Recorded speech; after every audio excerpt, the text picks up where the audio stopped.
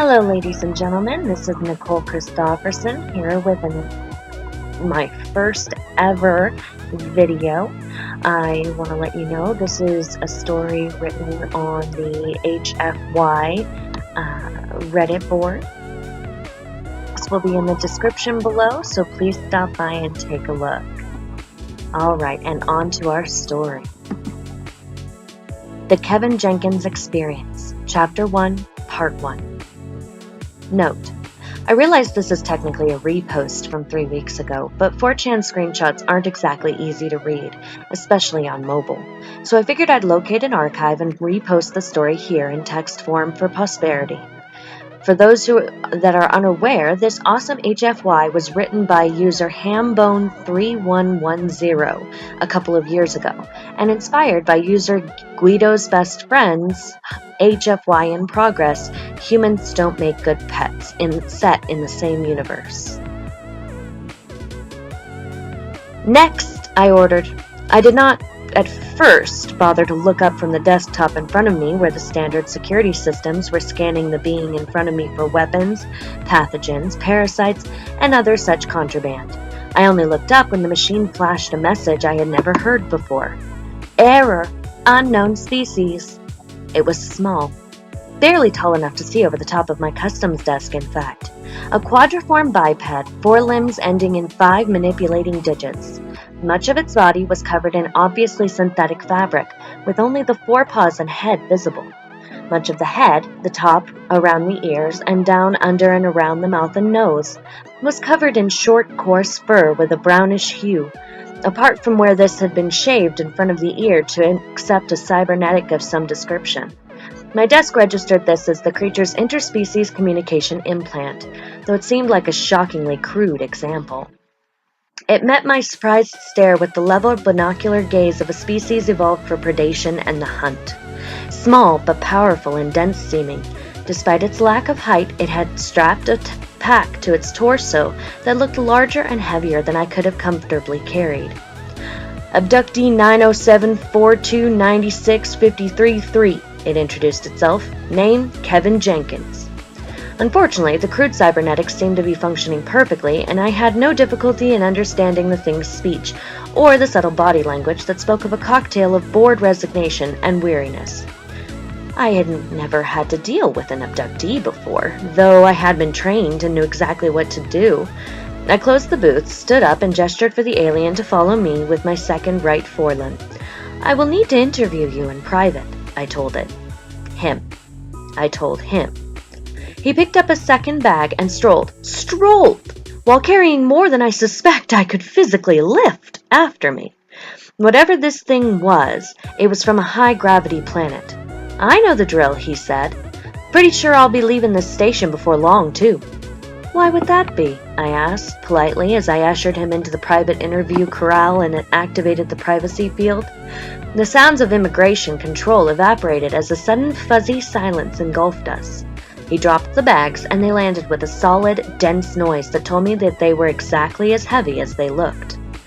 It's only a matter of time before your colleagues in security prosecute me for vagrancy, he said.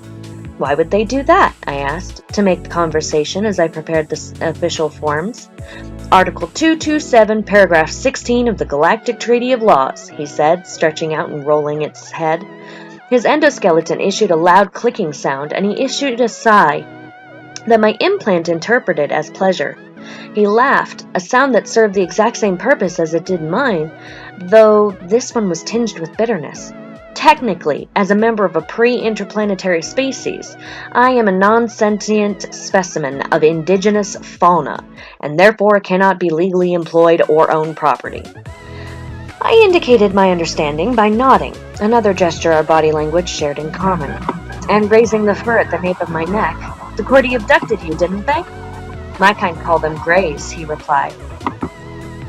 I nodded. The Cordy were small, even smaller than this being, gray-skinned but with large eyes and oversized brains as a result of a centuries-long eugenics program within their species, which had vastly expanded their intellect. Most other species suspected that their sense of empathy had atrophied as a side effect of the campaign to make themselves smarter. They were known for abducting specimens of pre-contact species, experimenting on them to acquire biological data, then using that information to be able to sell cybernetic technology to the newcomers that was appropriate to their biology the second they were welcomed into the galactic fold. Unethical, but the species as a whole could not be prosecuted for the actions of a few, and so the sale of the implants went ahead anyway. Kevin Jenkins had clearly been one of their victims. "Apt," I said. "Why not have the implant removed and returned to your homeworld?" "Because I'd never be able to keep the secret, and so the Office for the Preservation of Indigenous Species won't let me," he said. "Can we please start with the official stuff? I haven't slept in 2 standard diurnals." "I apologize," I said, chagrined at my own lack of professionalism. I activated the corral's recording function. "Interview begins. Interstellar Convenient Standard Date / Time 1196-524.4. Civilian Trade Station 591, Outlook on Forever. Customs and an Immigration Officer interviewing immigrant pre-contact abductee. Could you repeat your identification for me, please?" "Abductee 907 42 96 53 male. Name, Kevin Jenkins. My species refers to ourselves as human. Our homeworld is a Category 12 temperate I interrupted him. "I must ask you to take this interview seriously. Your visa will be denied if you continue to mock the immigration system." Its facial feature twisted up into an expression of amusement. "I assure you, officer, I am not mocking the immigration system. My species' homeworld really is a Category 12 temperate. You will find documentary verification of that fact on this data storage." I ripped the data from the storage and attached it to the recording. True to his word, a full survey of the human homeworld revealed that it was indeed Category 12, a death world. Hostile, vicious, and forever primordial. Experimentally, I tried to enter this fact onto the paperwork, which of course threw up an error code. "It is considered impossible for sentient beings to evolve on Category 12 planets," I said. As I explained off the recording, according to Article 227, Paragraph 16 of the Galactic Treaty of Laws, I am legally not a sentient being.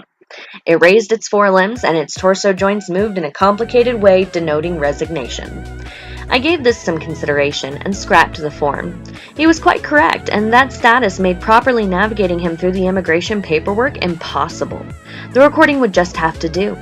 Jenkins nodded, and our implants eventually decided that he meant that a prediction had come true. "You can see why the administration on Station 442 kicked me out," he said. "I'm a bureaucratic anomaly. The whole system is far too rigid to accommodate me and mine." I caught myself nodding my agreement and shut the gesture down. It would show up on the record and negatively impact my next performance evaluation. "I get the impression that Station 442 is not the only place where you—" I was interrupted by an alarm. 3 short howls of noise. The attack alarm. "Impossible!" I exclaimed as I leapt out of my chair, and registering the motion, the corral shut down our privacy field. The remaining passengers from the shuttle that we had been processing were responding with varying degrees of calmness. Some, more skittish species, were beating a hasty retreat to the shuttle's airlock, while others waited for instructions. I had not finished gathering my thoughts when there was a sudden violent lurch that knocked me from my feet. I saw Jenkins sway with the motion and remain upright, despite the fact that he was balanced precariously on only 2 legs. A second alarm began to sound, the long wail of a station damage alarm. This was then followed by the angry growl of a hull breach alarm, but oddly, not the decompression alarm. That could mean only one thing. "Them? Here?" I asked of nobody as I struggled to my feet and trotted over to the weapons locker. "Them?" Jenkins asked, loping along easily next to me in what was clearly much lower gravity than he was evolved for. The locker reacted to the security codes my station's security officer's harness was broadcasting and opened, spilling out a pair of pulse guns, 2 personal shield emitters, and a magazine of coin-sized nerve jam grenades. I slapped the shield emitter to the power dock on my harness. There was no visible change, but the sense tendrils along my back felt a tingling as the shield came online. The pulse gun configured itself for my species as I picked it up and connected its power cable to my harness. "Hunters," I whispered. And that was the first part of Kevin Jenkins' experience. Please join us again for the next part as soon as I get it up, hopefully within this week. And thank you once again for staying with me. Do me a favor, hit the like and subscribe buttons, and I hope to see you guys again soon. Bye-bye.